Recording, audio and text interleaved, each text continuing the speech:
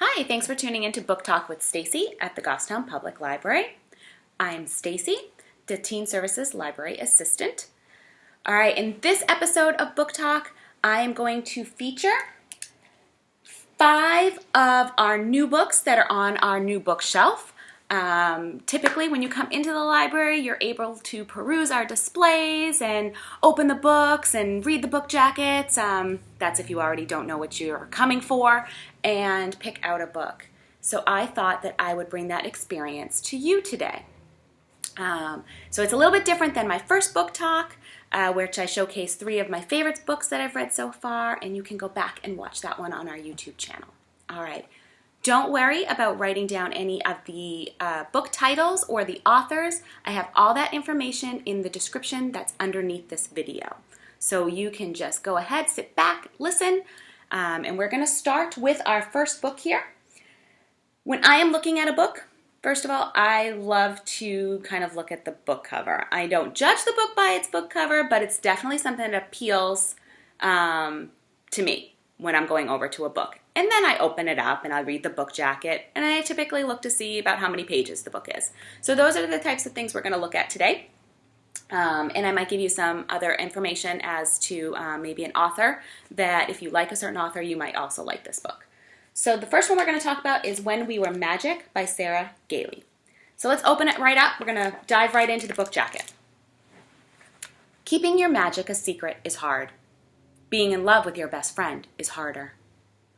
Alexis has always been able to rely on 2 things, her best friends and the magic powers they all share.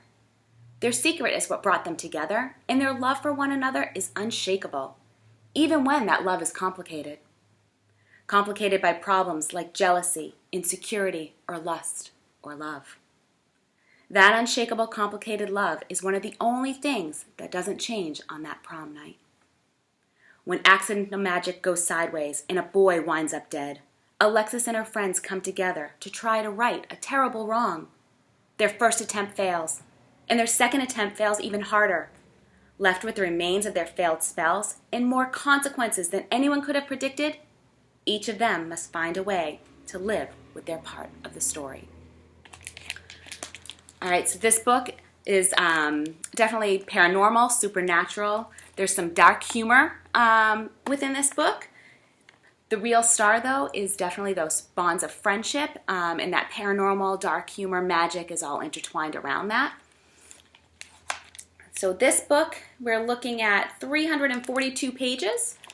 Lots of white space, though, so if that's something that you're looking for. And the font is not small. It's average size. So those are the types of things I look at when I'm looking at a book. Those might be the things you look at when you're looking at a book. So our next book, We Used to Be Friends by Amy Spalding.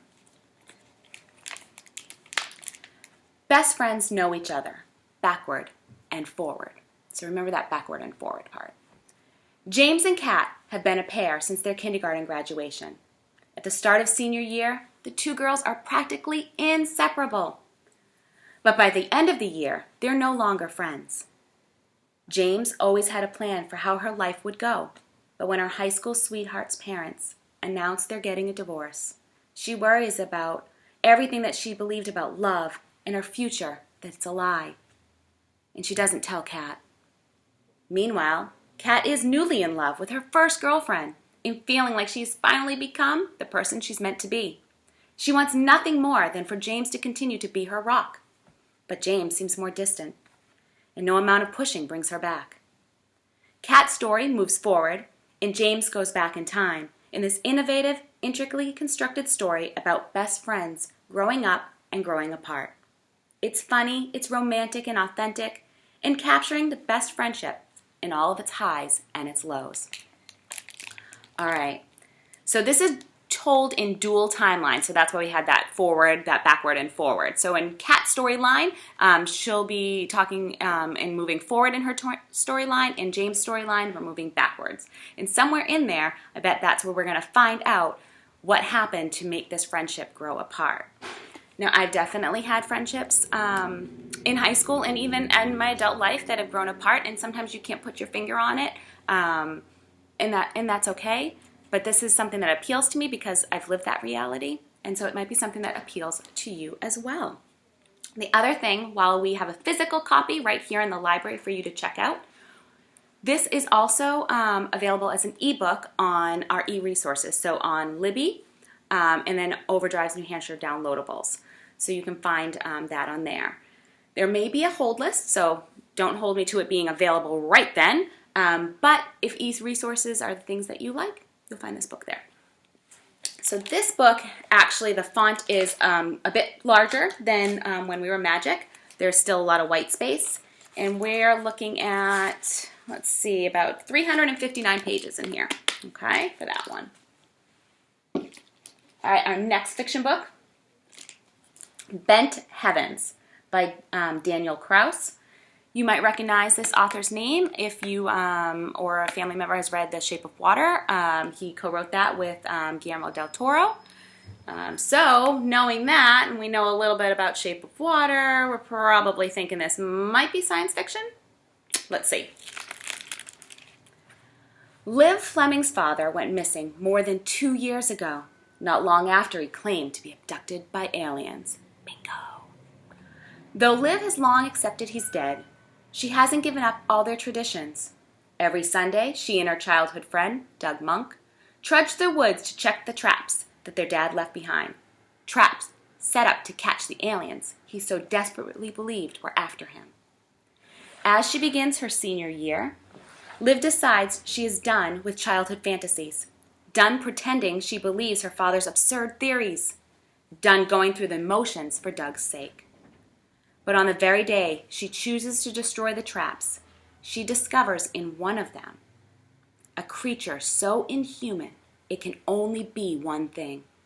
In that moment, she's faced with the painful realization her dad was telling the truth, and no one believed him, possibly even her. Now she and Doug have a choice to make.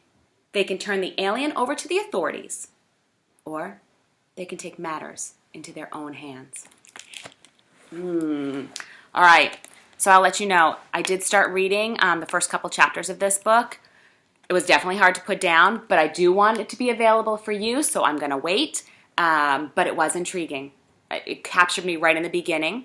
If you are a fan of Neil Shusterman, the Scythe series, Dry, possibly a fan of this writing as well. So I wanted to let you know that. Now, paranormal, science fiction, we have aliens. There is some horror in here, and I'm not talking jump scare horror. I'm talking the type that is very creepy, is a little, I can't believe that, oh my goodness, makes your skin crawl a bit, that type of horror. So a little on the mature side. Want to point that out to anybody. We are looking at, let's see, about 287 pages. The font is not too small. A bit of white space between each of the lines there, so easy on the eyes. I always like that. Okay. So I just want to make sure my computer screen does not shut off on me. That's why I was wiggling that. Our last fiction book is Red Hood, and this is by Elana K. Arnold. Okay. Let's dig right in. You are alone in the woods, seen only by the unblinking yellow moon. Your hands are empty, you're nearly naked, and the wolf is angry. Since her grandmother became her caretaker when she was 4 years old, Bissot Martel has lived a quiet life in a little house in Seattle. She's kept mostly to herself, and she's been so good. But then comes the night of homecoming, when she finds herself running for her life over roots and between trees, a fury of claws and teeth behind her. A wolf attacks. Bissot fights back. A new moon rises, and with it, questions. Questions about the blood in Bissot's past and on her hands as she stumbles home. About the broken boys and the vicious wolves. About girls lost in the woods, frightened but not alone. Elana K. Arnold, National Book Award finalist and author of the Prince Honor book, Damsel, returns with a dark, engrossing, blood-drenched tale of the familiar threats to female power and one girl's journey to regain it. So this is loosely a modern retelling of Little Red Riding Hood, right? So we have the girl in the woods, we have the grandmother, we have the wolves, which that I love fairy tale retellings, so that drew me to this book, along with the book cover and then the story. So here's another one that I went ahead and started reading a couple chapters in. Same thing, drew me in, didn't want to put it down, but I wanted it to be available for you. So I will read it later, and then I hope maybe, you know, some of you have read these books, and when we're open back up, or even in discussion on Facebook or other places, we can talk about these together, have a little discussion. I hope that wasn't a wolf while I was reading this. Oh, scary. Okay, so let's look at green, a lot of white space here, good font size, and we are looking at about 351 pages, not bad. I think that you'll enjoy this book right here. This is another one that is available as an ebook on our e-resources. So check out Libby and check out New Hampshire Downloadables, OverDrive. I did see that in the catalog on there. So again, if ebooks are your choice, check that out. If physical books are your choice, we have one right here at the Goffstown Public Library for you. All right. So we talked about these fiction books. We have magic here. We had reality fiction over here. We have some sci-fi here. And then we have a fairy tale fantasy retelling here. And my last one to share with you is a nonfiction book that we have in. And we have this in physical copy. And then we also have it as an audiobook. And this is Stamped by Jason Reynolds.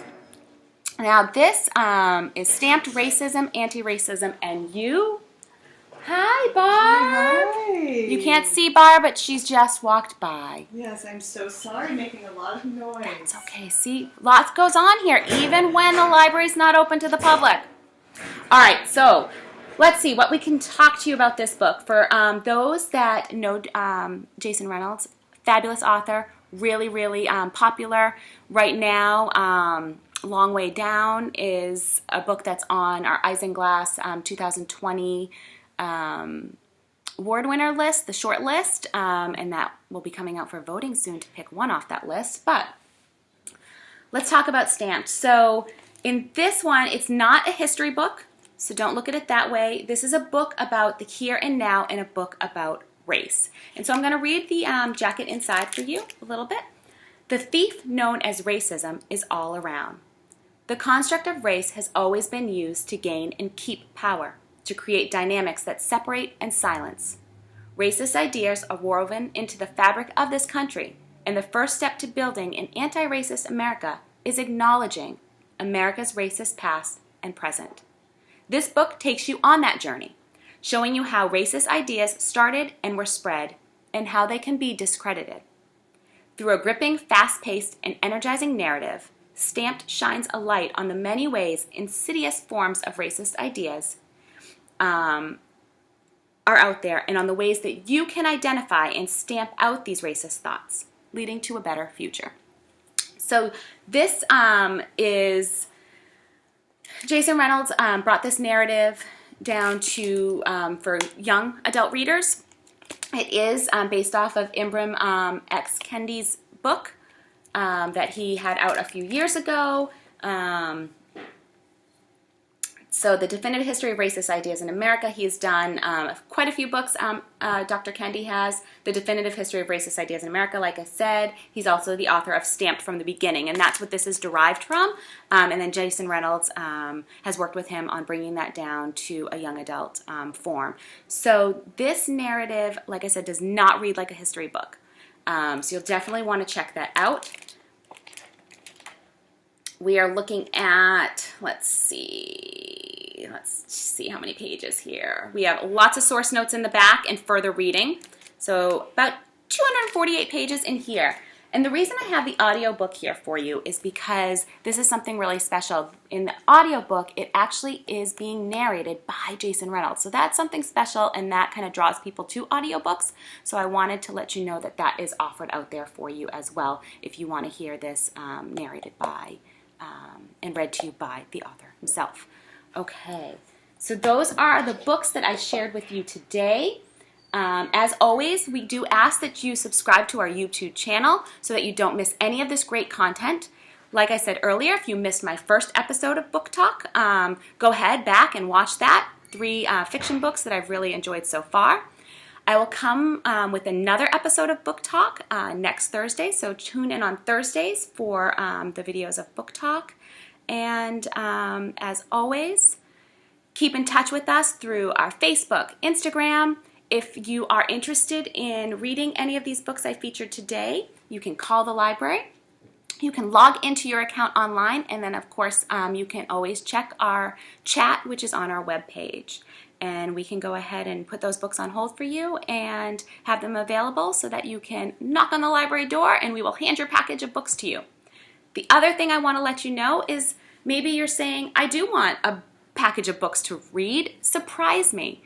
Well, then I would like you to take my Living on the Edge challenge. And in that challenge, you'll send us a message or call the library and say, hey, surprise me with 5 books, young adult books that I might like to read. And what's great about this is that you're leaving it in our hands, and that's why you're living on the edge. We'll pick 5 books off for you, and they might be in a genre that you like, but they might be in something different, something you never would have picked up before. And you'll open that book and say, wow, how awesome. I really, really enjoyed this. And then you also might pick up the book and say, not for me. And that's okay. That's why you're getting 5 of them. Somewhere in there, there's going to be something you enjoy. So I thank you for tuning into Book Talk today. Until next time.